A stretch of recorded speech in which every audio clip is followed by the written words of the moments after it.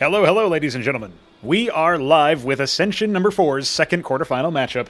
It's going to be neblime against HelltRYKS. neblime, the latest contender, perhaps, trying to do his darndest to claim the prize pool money that he himself donated. Will he be able to do it?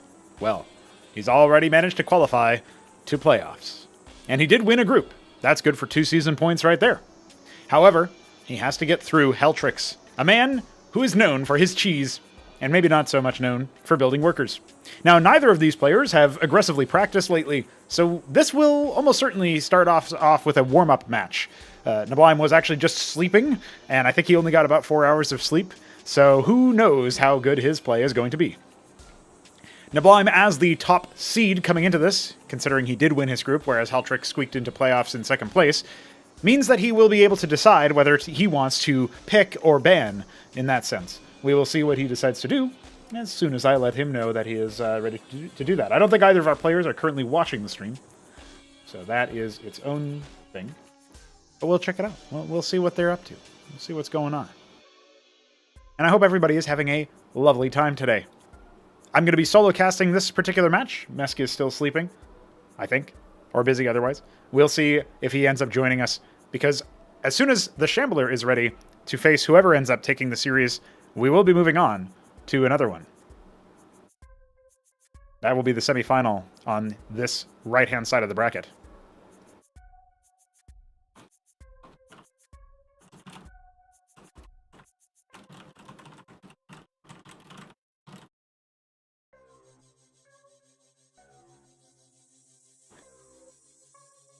So we're just getting set up here. I have signaled to the players that they may watch the stream for the purposes of pick ban. And of course I am here, ready to roll for a number.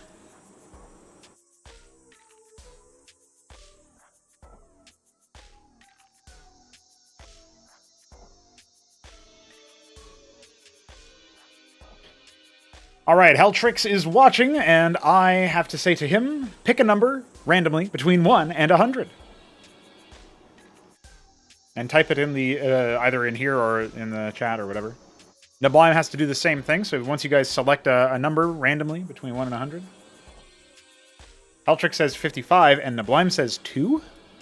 Alright, if that's his final answer, we'll see what we get. Is that your final answer, neblime? Are you going for 2?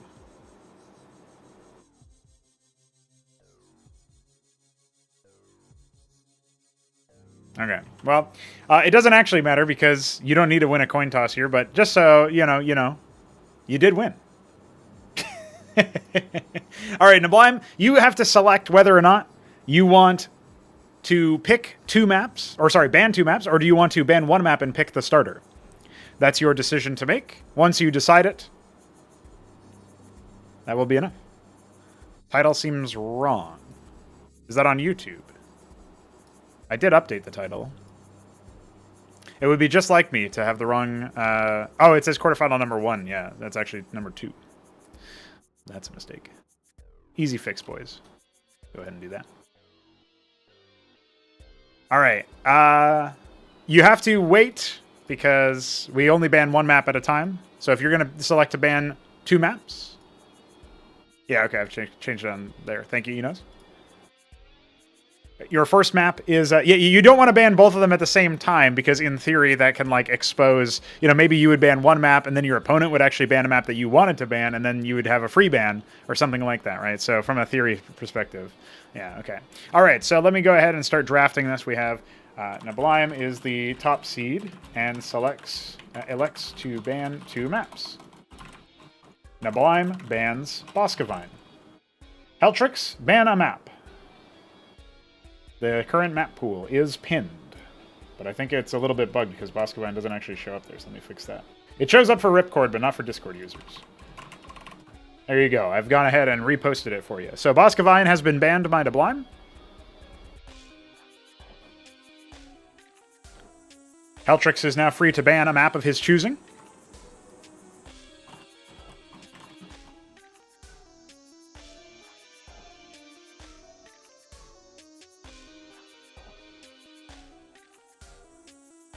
Infinite velocity.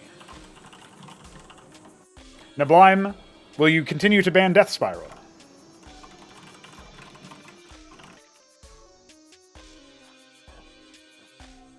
HelltRYKS, you may now select the starter.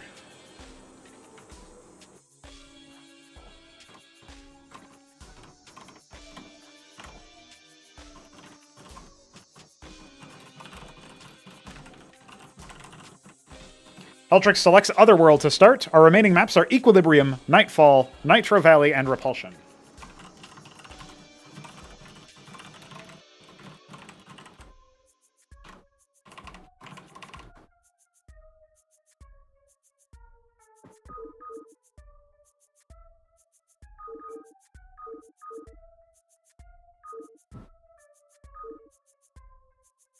And the lobby is up. Ladies and gentlemen, if you are competing in the tournament right about now, this is a good time to close the stream. And of course, feel free to tune in when the games are not live. At the conclusion of the series, perhaps. And as soon as our competitors have selected their races, which they have now done, I will ask for a ready check. And neblime is ready. Is HelltRYKS ready?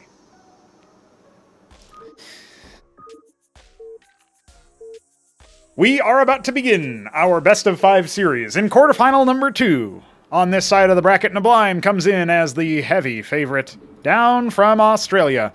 He is the Zerg in the upper right-hand corner of Otherworld. A 2-spawn map.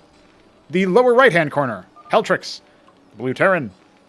The challenger against the Lemon neblime. Oh my goodness. That's got to be planned. HelltRYKS will be going for a little bit of an early gas opener here. Now let's talk about Otherworld for a bit. Otherworld does feature a north-facing expansion you can take, or I guess I should say a center-facing expansion, because obviously it's relative to your spawn.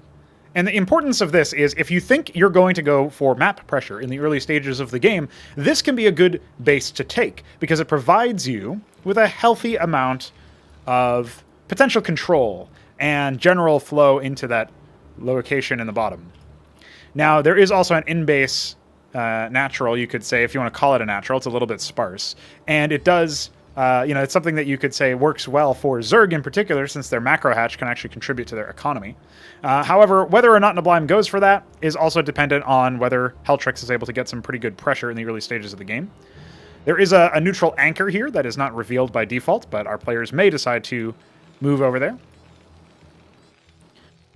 And our first unit here is indeed going to be Hurakan. Now, I was told by one such roller skater boy that one of the times it did say Terran Ahmed here, and I have not been able to confirm that. It was in tournament play, allegedly. Zorka's Shroud will be first, and Ahmed will indeed spot the Droleth here. So what does HelltRYKS want to do? Because the fact that his Hurakan is not charging across the map is actually really good for neblime. And HelltRYKS seems to have maybe A-moved it and then forgotten. Because he really just wants to ignore the scout and go straight for the attack here, straight onto the offensive, particularly when he scouts Zorkaz. But if it is Zorkaz, is it going to be Lekizalisk? Well, if that's the case, HelltRYKS does have almost enough gas to go for a star pad for detection. But also one of the best tools against a Zorkaz, as this Drolith continues to out-micro and outrun the poor Terran infantry units that are just too damn slow. There you go. Finally got it. And of course, nobody got the kill, because Ahmed's fire got the kill. Obviously, we have to increment that. And we do have a sneaky stockade. Okay. HelltRYKS back up to his usual shenanigans. You may remember that he was able to hide double stockade in Shambler's base on Nitro Valley and amass a grand infantry army. The only...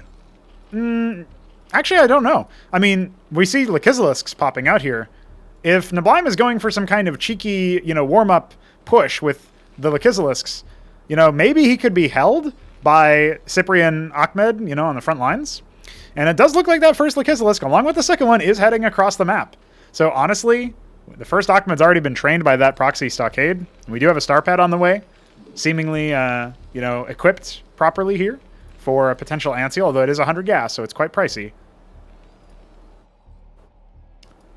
If these Lakizilisks move up, I think at least one of them will be going down. So instead, he's just going to go ahead and try to guard the initial position here. It doesn't seem like he's been... Okay, now he's going to be within range.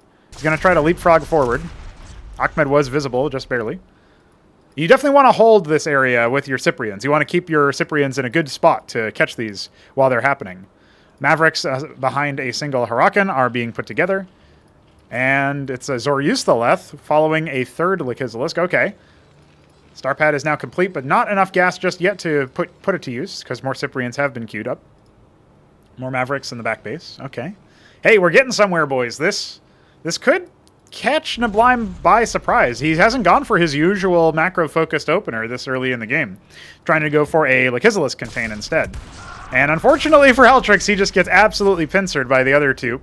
Did not respect that. No anchors or anything to prevent the approach. At this point, I think neblime might be safe to just go straight forward. Wants to, micro his... Oh my god, it is Ahmed! He wants to micro his Ahmeds separately from his Cyprians. You get to have Ahmed there. Now, unfortunately, it's not the legendary Ahmed that we all know and love. And this Kagrant will be in time to respond, right? To, become a Circuit or whatever. But here comes the Anchor. The Anchor actually does pose a pretty big threat. The Lakizilisks are in, but is it going to be enough, right? That's the question. There's really not much over here. A single Wraith could eventually deal with all of these units. They can't attack up. And the Anchor is actually being blocked here as a Circuit is mutated. The Kagra is going to spread over here. You can't land over there, buddy. You got to land somewhere else. And no Wraith has actually happened. All the workers have died, except for a small number. Okay, there's still 5 alive, as well as the one over here. And he does have enough money for another town center, but this is already getting silly. He really wants to go ahead and land it. Will finally do so. Workers are being pulled. There is no Mason nearby to repair. It was not brought with it. Not predicting or not expecting such an immediate response. And it feels like if this had happened a little bit sooner and caught neblime at the right time, HelltRYKS would have maybe been able to do something there. But unfortunately for him, his star pad has been deleted. And he has his Anseal somewhere, but is it going to be enough? Not really. GG is certainly called. Neblime is going to take game 1 in a very lightning-fast opener. I was expecting nothing less, honestly, from this matchup. HelltRYKS tried to do something from downtown. I appreciate it. I like it. It's a good start. A promising start.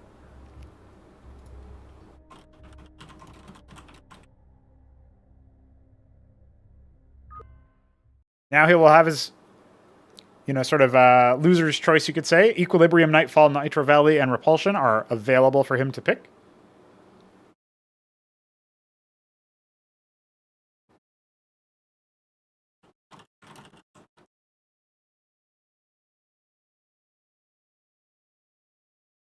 What a game. What a way to start us off here. The cheese fest from really both players. You wouldn't expect a one-base Lakizilisk push. Repulsion is selected. A conventional map that both players have decent experience on.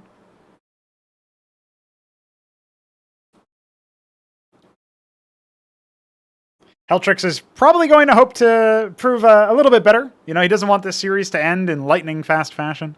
But at this stage... HelltRYKS was doing all right, honestly. Let's go. It's going to be yet another ZVT matchup here as we enter into our second game of the quarterfinals. Our second game of the second quarterfinal. Neblime is going to go ahead and split his workers. Call sign GLHF for his opponent, who did attempt some interesting maneuvers. Can you really hide a stockade in this base? I'd say it's pretty difficult. You can't hide back here. You might be able to sneak one down here, right? This is like the only location. However, over here you just see too easily because you're probably going to move units around there, right? But neblime went for a very unconventional strategy. If you think of yourself as the significantly superior player, maybe you would go for a more brash style and just overwhelm him with, too many tasks that a better player would be able to micro against, but HelltRYKS perhaps is not familiar with that situation and maybe a little bit split in terms of the focus. Like, it doesn't even have to be down to mechanical skill. It could simply be familiarity. He's probably never been in that situation before, and he did pick Otherworld after stating that he's never played on it before. So an interesting tactic there. It will be a Fulcrum first for HelltRYKS, who has elected to go for that early gas, banked up a decent amount of cash. Now, neblime has a couple of options here, but it does look like it'll be Hydrith first for him. Judging by the amount of gas that he had, it was easy to predict there. Some kerfluffling from his workers, however, delayed it ever so slightly. And the Fulcrum will finish sooner, but the Vulture, if it is going to be a Vulture first, will not make it there in time to do proper damage. Maybe a Skither Core could be already exiting the base at that time, you never know. But the Mason Scout will, of course, confirm that, and neblime will see the Fulcrum when he scouts his opponent's base as well. So, not really any concerns there.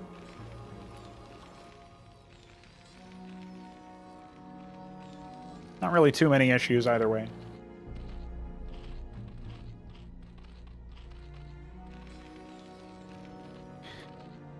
Neblime's color, for those keeping score, is tea green. Went from lemon to tea green. HelltRYKS went from blue to ultramarine. And hey, the Fulcrum lifted off. What's going on over here, HelltRYKS? What are you planning? At this point, neblime has to think, oh my god, it's a proxy, something weird is happening. But, I mean, something weird is happening. But what is it? He's not building a unit with this. So what's he going to be doing with this, right? He's, okay, he's going to land it over here. But it's going to be scouted by the worker, surely. As soon as the worker leaves. He had to, like, kill the worker with his masons, and then maybe neblime wouldn't see this. But the Skither Core's already on the way. Hydralisk is here for home-based defense. The Mason doesn't seem like it was bothered by that. And, ooh, the Drolith may not have spotted it, actually. One Cyclops will take an awful long time to kill a Skither Core, but you can do it with repairs. And there is no Watchdog over here, obviously, so that's going to be a concern. He's going to have to grab that Cyclops, and does indeed do so. But one Mason is already going to die. At least he drops off one more resource node before he's completely dead. You can see the one armor there helping out the Skither Core quite a bit. And a Watchdog is going to be started in the Skither Core's face. I mean, this is pretty far away from potential repairmen, right? So that's kind of what you were concerned about. Of course, the longer the Skither Core stays in one spot, the more damage it takes. That explosion is ally safe. And there will be a fast third base, it looks like, judging by that Drolith position, unless it's just going to head on home. It looks like it will. I was going to say that's a little bit, you know, audacious, but maybe not, considering the ground army is definitely advantage neblime right now. Very non-standard play with the fast-lifted Fulcrum. There's going to be an anchor set up, but it's a little bit late, and that Watchdog was never canceled. The Goliath is going to get caught out here, but instead he is able to pull it away. The Fulcrum will lift off and move elsewhere. Interesting that it moves in that direction. And I think there's enough here to hold, especially with the Izira Core actually getting a little bit caught by that Watchdog. Yeah, that Cyclops is even going to be able to stay alive as well. So, not too shabby. Not too shabby.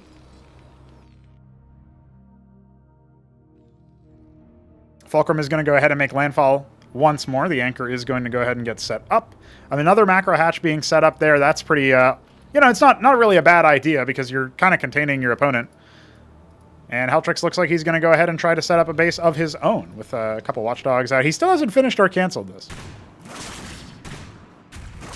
And his first Cyclops is pretty close to being bopped. Obviously, the anchor is done, but at this point, the units are kind of far away, right? Now, at least one of these Izira Cores is almost certainly going to die there. There you go. The delayed damage from the Cyclops helping out. Still no ministry started here for the expansion, so he's definitely going to be behind economically speaking. A random Goliath appears. How did it get there?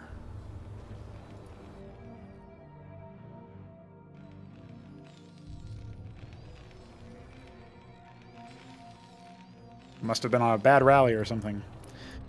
Kagran at the front for any sort of mech push that might occur. And this is yet another situation where I feel like HelltRYKS might be a little bit out of his comfort zone again, right? I mean, what is his comfort zone? He's not super practiced or drilled.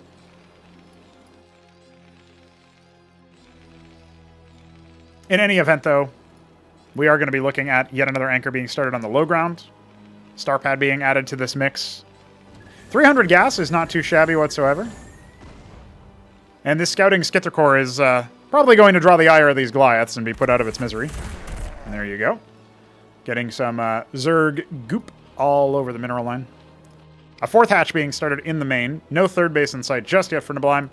A little bit more content. It looks like he's just going to be powering up to a tier 2 destination, you could say. Does have a couple of gas-intensive units on the way, particularly the Skither Core is 50 gas a pop, so got to keep that in mind. And Anseal being trained as well. So HelltRYKS was maybe in a position to sort of keep pace with the tech of the Zerg, but he winds up going for the Anseal. That is obviously going to delay his Atlas.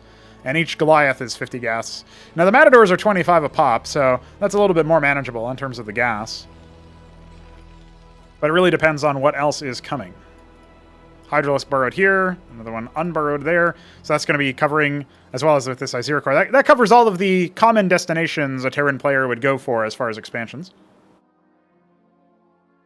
And another Skither Core for scouting, it looks like. Mostly just workers being trained here. So, yeah, feeling pretty safe, Neblime. You know, you don't want to let him power up. But that seems to be what HelltRYKS is doing. He's a little bit unconventional with the playstyle, but realistically it wasn't enormously distinct. So it's kind of normalizing into a more standard game.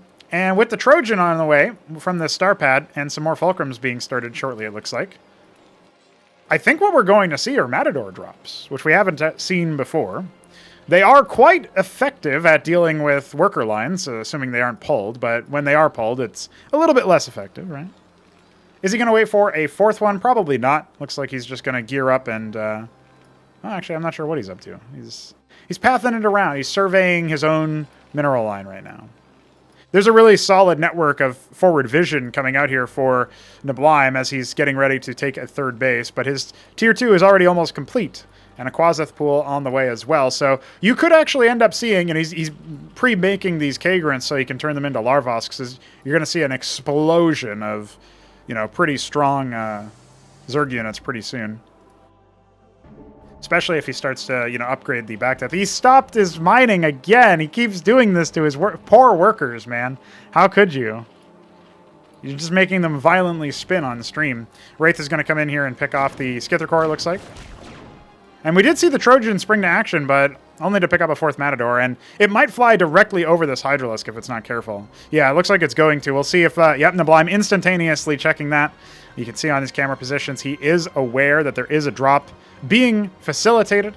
He even goes ahead and, at some point, he had burrowed this Hydra, so that's going to be more confirmation here for him. Does he check the top left with his camera? Doesn't really look like it's happening just yet. It looks like he saw it on the mini-map enough. You could see he flicked over there for it real quick. So, yeah, that just kind of confirms to him that it's over here. He's even going to go ahead and be a real piece of work here and burrow just so that he can unburrow and catch the Trojan as it's coming in. It looks like it is queued up for an unload. So, you know, is that going to be enough? And, well, actually, he doesn't make it. He doesn't catch the Trojans themselves. So HelltRYKS reacting a little bit fast enough, but he's going to scout the tier 2. He's going to see all the Larvosks. This should tell him, oh my god, I might be in trouble here. But at least I can Ahmed one of your Larvosks and get this Trojan the hell out of here. Well, it doesn't really focus fire the Larvosk. There it is. It's a fair amount of gas, but it's at this point, you know, Neblime. Oh, he's got a couple worker kills over here too. HelltRYKS is laying in on the harassment. Right, this is 4 workers and the Skither Core, forcing a lot of Kagrants as well. Almost had another one. You can see there was one more shot away, but obviously it wasn't being force targeted, so it ends up automatically acquiring the Hydralisk. He can repair the Trojan, maybe try for a move out, but at this point, I mean, this is a very small number of units. He didn't bring the Cyclops nor the 2 units in that anchor. He didn't bring the 2 Goliaths in that anchor. You kind of have to, like, unload your garrisons and make a push, right? But maybe he's not interested in making a push. Maybe he just wants to secure a third base of his own. He's going to go ahead and put down that Izira Core, which I think he scouted earlier with some other unit. It might have been the Wraith or something. Forcing the burrow to begin with. But you can see here, 80 workers to 44, and we're probably going to be seeing an explosion of military units pretty soon as those larvae get added on. You know, we have Sprates, we got a Spear Tith on the way. Obviously, we have the 4 Larvosks plus... What is he up to now? At least 5 hatch. Yeah, so he's got 9 larvae per 12 seconds, basically. It's pretty considerable. HelltRYKS not exactly sure if there's another hidden base. He's probably aware of neblime's reputation as a macro player, but wouldn't be anywhere in the hidden section. You know, that's more of a 3-crow type strategy. And again, you're kind of seeing why neblime is heavily favored here. Maybe treating this as a little bit more of a warm-up series. He is getting the advanced anti-surface defenses in the Scorchrith Cesiant, and he already has a Bactylisk lying in wait over here, which is probably going to throw HelltRYKS' forces into a little bit of a mess here. We'll find out in just a moment. Yeah, with the Scorchriths finishing, it doesn't really feel like the Antseal is going to be capable of shielding too much of that. Now, the first Scorchrith does end up getting regressed into a circuit, but the beneficial nature of the regression is that you do get your root structure back. And looks like there he finally does put it to bed.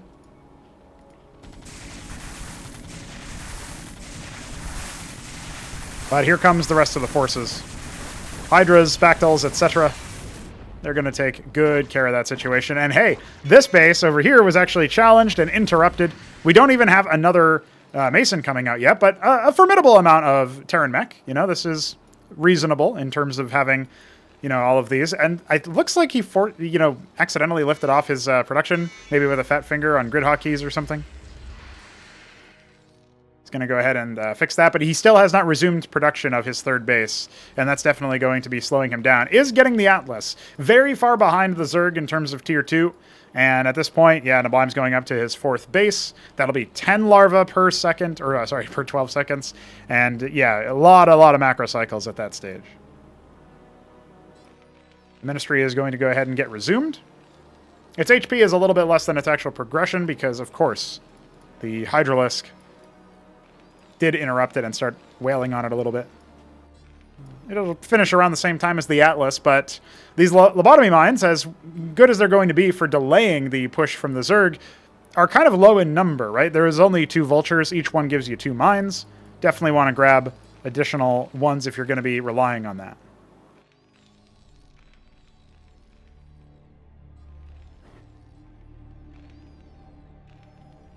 But there's just so many Zerg. I'm not 100% sure that HelltRYKS is prepared to hold out past the initial force here. Especially with the Matroliths around, this force can actually stay alive for quite a while.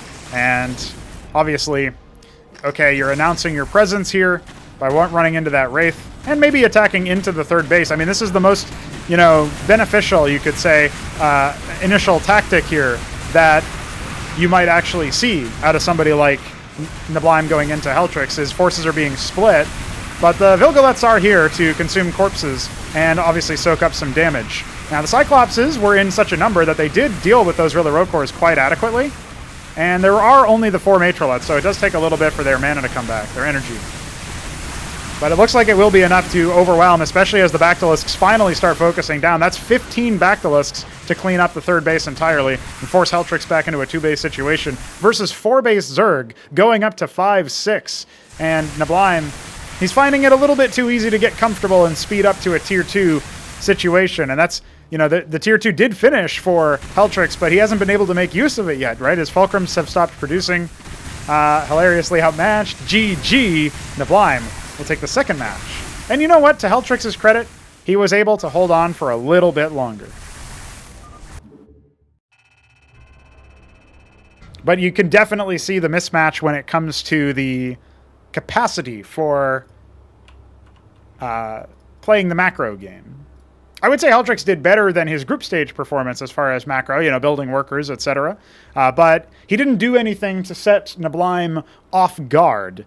And as a result, he is on the precipice of closing out his time in this tournament and being eliminated in the quarterfinals. He needs to at least post a match to save his skin, to save Ahmed.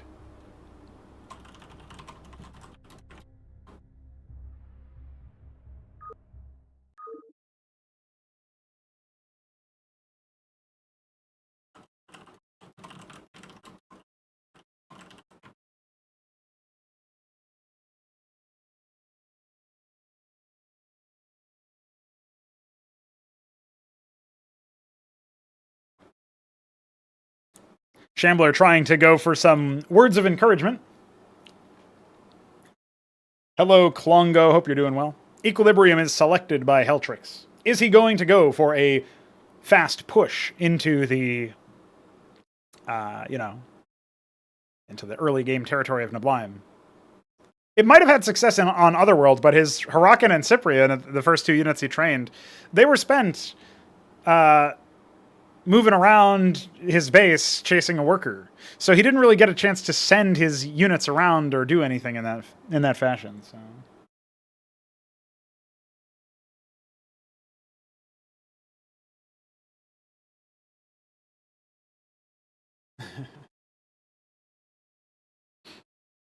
Speaking of Shambler, I should put out a reminder that after this series, we're going to be looking to moving on to the semifinal. So if Shambler is interested, if he is available anytime soon, it would be good to know that. I'll actually ping him in the... are you free anytime soon for the semis? There we go. Okay. Ask for a ready check. Hello, McTerran. Welcome.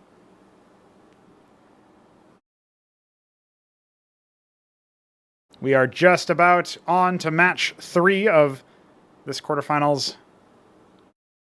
We are going to be seeing if HelltRYKS can save some face, as he has been first outmaneuvered in the early game of the first matchup, and now out-macroed. But Neblime is supposed to be the better player, and so far he has proven it. Going according to plan. HelltRYKS has been some variant of the blue color. In fact, he's blue again, for all of these. And we might actually have the same color. Yeah, it's lemon again for Neblime. So color matchup is the same. Tile set is the same, but it's a different map. It's Equilibrium. That's the same as the first mission. First matchup between these two. So it will be a stockade coming up first here for HelltRYKS. And you can see he cut workers to get it out that fast. Normally you see about 50 seconds to a minute is when you actually build your first production structure or tech node. And that's probably what we're going to see out of Neblime here, who seems to be going for maybe a Quaseth first here. He hasn't harvested a lick of gas yet, but we saw him open the same way and then eventually transfer into Zorka's opener. So who knows what his actual build order is. Could even be trying to experiment with Hatch first. But now that he started to harvest gas, I'm a little bit dubious about that. Stockade is on the way. A Hurakan is being made. Will it once again get hung up by the Droleth Scout? That's what we saw in the first map. Or has HelltRYKS learned that maybe his play needs to be to directly attack in? So it's going to be a hatch first, but it's in-base hatch first. So going for the macro, the production, etc., and then banking gas to transition into maybe Hydrith. That would be the most available, like early available one. This time doing a lot better at dealing damage to that Droleth, but obviously this is delaying the move out, and his scout is going to get there a little bit too late to really do anything either. Could start to maybe do some sort of proxy move, but now he's realized, okay, I can just completely ignore this and go straight into, steady military production and jumping into, into his base. The Hydrith then is on the way. If HelltRYKS is bold, he can obviously just go straight for some kind of maneuver. He is going to go ahead and get tickled here, so he needs to be aware of that.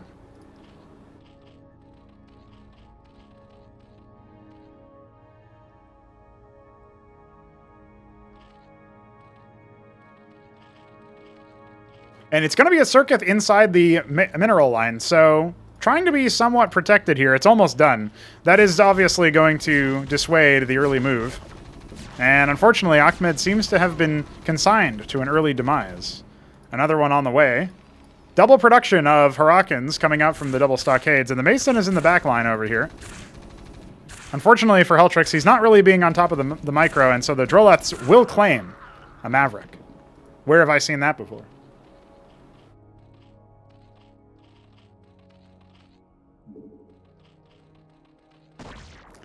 The first Hydralisk is completed. Ooh, Circuit narrowly misses Ahmed. If you fall away before the animation completes, you do successfully dodge. Trying to draw that Hydralisk out. There are more Hurakans over here. They can try to go for a surround play, but they weren't being orb walked in between the shots there, stutter stepped, you could say. And actually, that's all as far as military, unit training is concerned. obviously the ranged units here have the advantage. They can continuously take free shots, particularly when you fall down the ramp. You gain +2 range when attacking a height disadvantaged unit. Well, the Mason is going to go ahead and try to repair the damaged HelltRYKS. See if he can manage to do that. It's going to take a little bit of time, of course, and the Hydras are not going to allow something like that to happen. So this is an ill-fated opening move here, it seems, and HelltRYKS is ahead in terms of workers, so the aggressive strategy here from him is at least giving him like some sort of tempo, right? Forcing the Zerg to spend their early larva, and despite the fact that neblime does have this hatch first. But now, that is going to change, particularly with a Skither Core being cheekily sent over into the mineral line. A Cyprian is completed. A couple more have actually been resummoned from the ramp. That will zone him out, but he got 2 kills off of that. And that is actually the difference here right now. So, really big impact off of just the early air unit.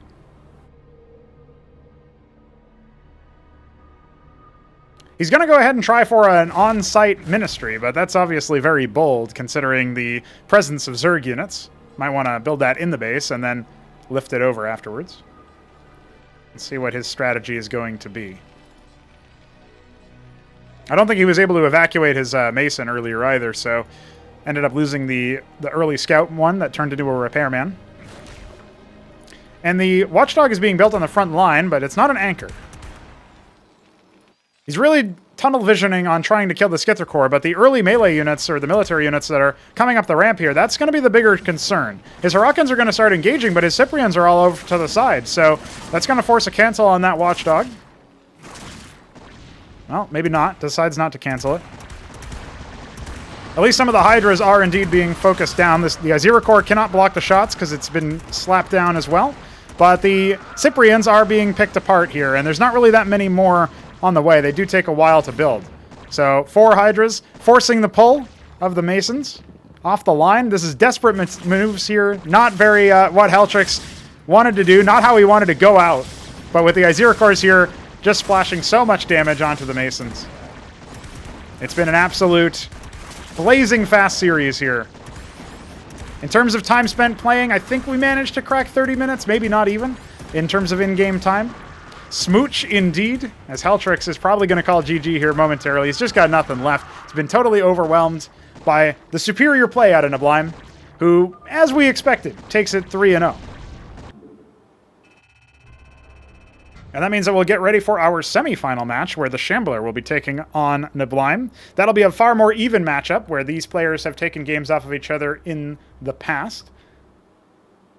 And HelltRYKS is indeed going to be summarily dismissed.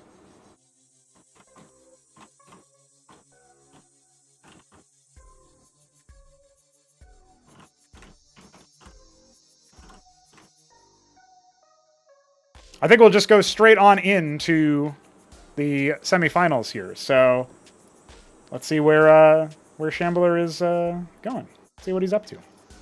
Hello, Ramon. Why are we watching with old graphic? This is not remastered. That's why.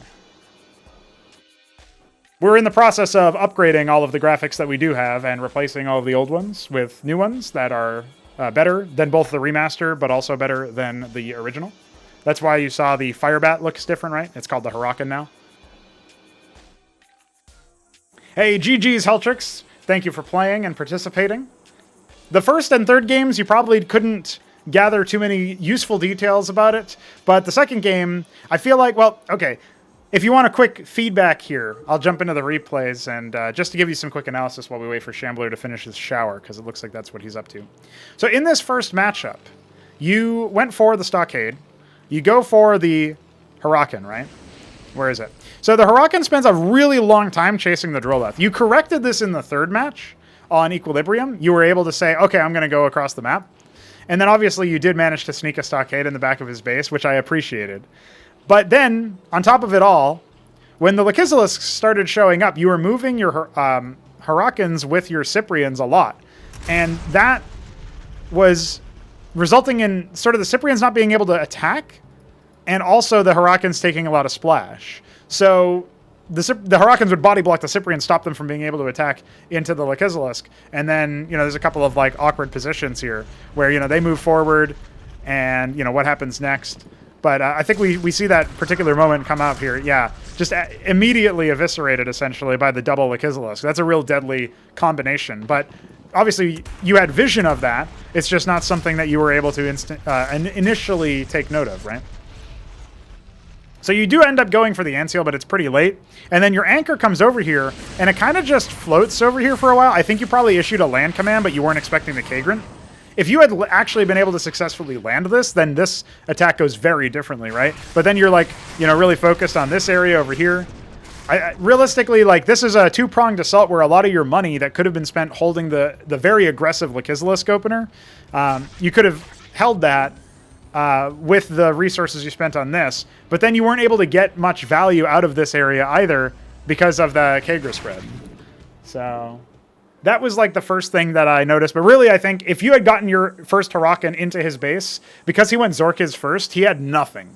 So that actually made a huge difference where that Hurakan would have been able to do something there, I think. And maybe at least force like more defensive play, deny him the ability to harvest enough gas to get the Lekizalisk. Like when you see Zorkis, what you want to do is deny gas mining if you can, because everything other than the Zor-Yusthaleth requires gas. So your Lekizalisk, which is our name for the Lurker, the Gorgakor, obviously, both of those cost a steep amount of gas, and they are pretty pricey.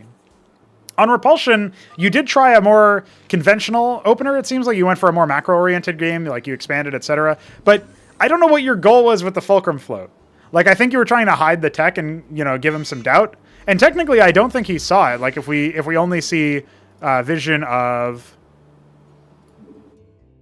Oh, I have to turn off vision on myself. So if we only see Neblime's vision here, I don't think he catches the Fulcrum. Like, he just barely doesn't see it, right? Because if we give vision back, like, we can see it right there. So he just barely doesn't see that with his worker, which was kind of lucky. But I thought for sure he would. So I'm actually really surprised that that didn't happen. But either way, like, this delayed your first military unit out a lot. And that meant that he had his Skittercore out and all this other stuff. It kind of, like, set you off in a bit of an awkward start, right? I like the idea that you force him to, like, scout all over the place. Like, are you proxy star padding him here or something, right? Like, he's scouting everywhere, trying to figure out what's happening. But it didn't turn into anything else. And this is also a little puzzling because you didn't have any Masons here to repair the worker. So I'm not sure what about that one. I think you left this incomplete and didn't cancel it for a really long time too, which, you know, it's like 75 minerals or so you'd get back, which probably could have helped you out. But obviously you had a lot right now anyway. Yeah, this one was a little bit more straightforward though. You didn't feel confident pushing, I guess, and then as a result, you didn't equal his military production and so on, right? That's like a more straightforward game because it's more macro oriented. And the third game, I think overemphasizing the micro towards the Hurakans on the front gate there probably hurt a lot because then you didn't really have much at home because you didn't spend your APM on that. But I think the first game you can learn, like, just send your first Hurakan across if that's what you're going to do, because it can definitely work. It can get damage done if he's going for a greedy opener like Zorka's first. The second game is a little bit harder because realistically, you probably just needed to be able to either do some more damage in the early stages. Oh, your drop flew over multiple burrowed units, so he knew immediately that you were going to do something.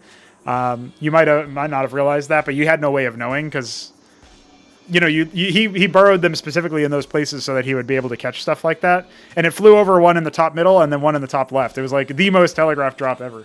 So that was just unfortunate for you. But either way, I appreciate you playing. Hopefully you were able to get some useful data out of it. Maybe you'll be back stronger. Hey, your first time you played in this tournament series, you went 0-4. And then this next time, you managed to go 2-4, which meant you got into playoffs, right?